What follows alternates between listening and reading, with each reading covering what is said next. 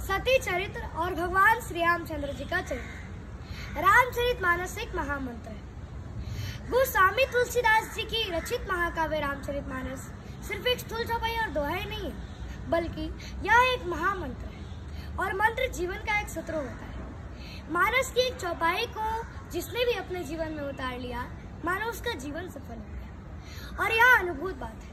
मर्यादा पुरुषोत्तम भगवान श्री राम चारों वेद के ज्ञाता थे, फिर भी विद्या प्राप्त करने के लिए उन्हें गुरु वशिष्ठ के पास जाना पड़ा, गुरु की सेवा करनी पड़ी और उन्हें गुरु की आज्ञा का पालन भी करना पड़ा तथा गुरु की आज्ञा से जीवन का आधारशिला रखने हेतु विवाह तक भी करना पड़ा। लेकिन यह सब संस्कारों से आता है और संस्कार संतों का साचर्य से बनता है। अतः मेरे पृथ्वी पर के भाव भक्तगण अपने बच्चों को संतों का साचर्य देकर मानस की पंक्तियां मंत्र धारण करना चाहिए।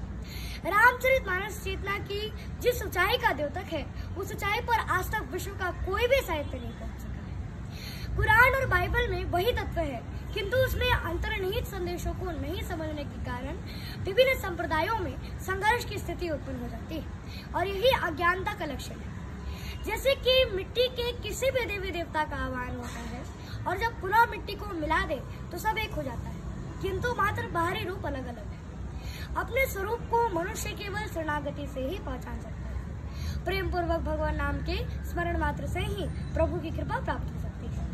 राम ही केवल प्रेम प्यारा और नाम मिले मुझो जान निहारा। गीता में अर्जुन का जो प्रश्न है, उससे भी ज्यादा ऊपर स्तर का प्रश्न मैया सती ने भगवान शिव शंभू से किया था। मन में जब संदेह रहता है तब प्रभु को पहचाना नहीं जा सकता। इसी तथ्य पर आधारित रामचरितमानस में एक कथा आती है।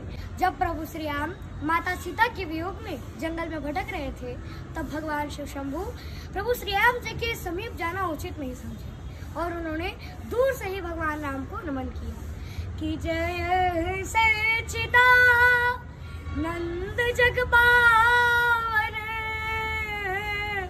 हंस कहीं चले मनोजन सावन।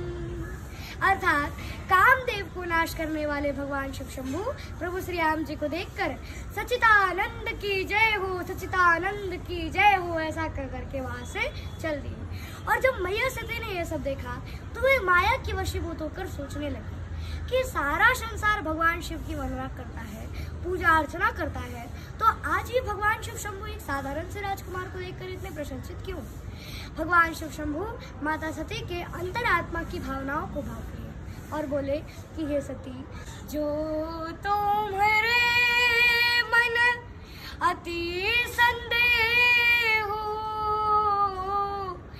तो के निजाही परीक्षा ले हो।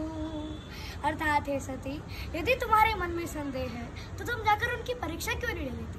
फिर सती ने कहा कि नहीं, ऐसी कोई बात नहीं है, मैं तो केवल उनका दर्शन करना चाहती हूँ।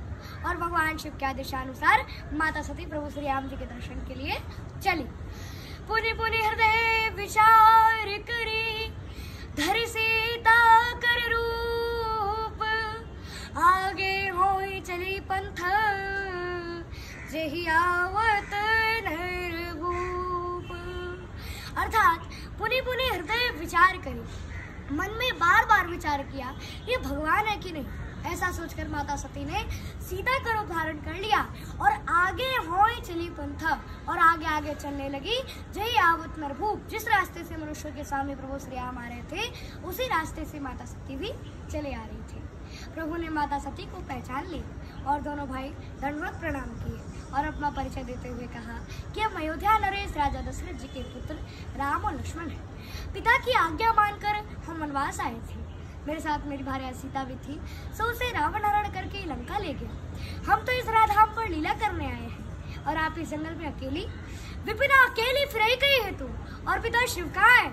भगवान राम ने तत्क्षण ही माता सती को संसार के हर स्त्री के प्रति अपराध मरते हुए कहा कि अतिवृष्टि भई फूट ही क्यारी और भई स्वतंत्र बिगड़ ही ना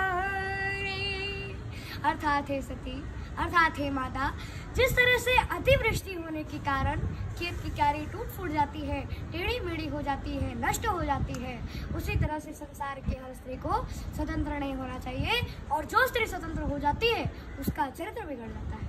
अर्थात अगर आपके साथ में भगवान शिव शंभू होते तो आप में सीता का रूप धारण करने की बिल्कुल भी साहस नहीं होती, और अगर मैं आपको सीता समझकर आप में लिपट जाती तो आप कहाँ की रहती। आज हमारा चरित्र ने आपको बचा लिया।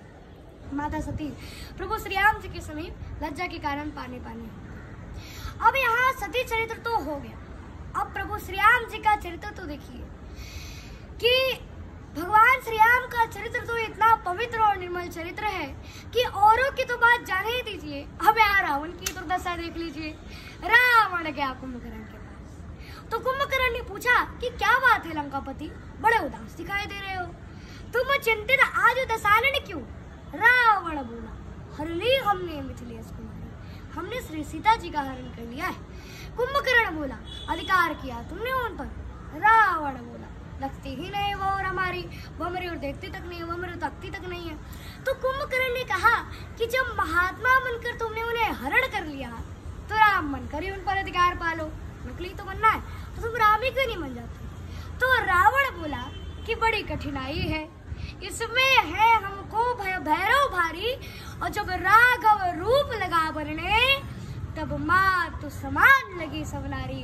अर्थात जब श्री रामचंद्र जी का मैं चिंतन करने लगा तब मेरे मन से वासना ही चली गई। ऐसा पवित्र चरित्र है हमारे प्रभु श्री राम। वर्णो रघुवर विमल जसु, ऐसा पवित्र चंद्र। अब यहाँ देखिए कि चंद्रमा कितना भी पवित्र क्यों न हो पर फिर भी उसमें कलंक है, वो घटता बढ़ता रहता है। पर हमारे रामचंद्र में ऐसा चंद्र है जो कि निष्कलंक है, और पवित्र चरित्र का वर्णन तो पवित्र मन से ही किया जा सकता है।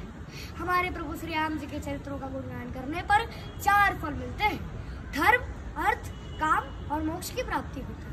अतः जब कोई बात करता है तो वो दिमाग से करता है, और जब कोई गीत गाता है तो वो हृदय से गाता है, दिल से गाता है। पर जब हमारे प्रभु श्री राम जी के चरित्रों का गुणगान होता है तब भगवान हमारे हृदय में वास करने लगते हैं, और जब भगवान का हृदय में वास होगा तो अधर्म हो ही नहीं सकता। चारों तरफ धर्म के नगाड़े नगाड़े बजेंगे, इसलिए ईश्वर का गुणगान हृदय से कीजिए। एक बार बोलिए श्री रामचंद्र की जय।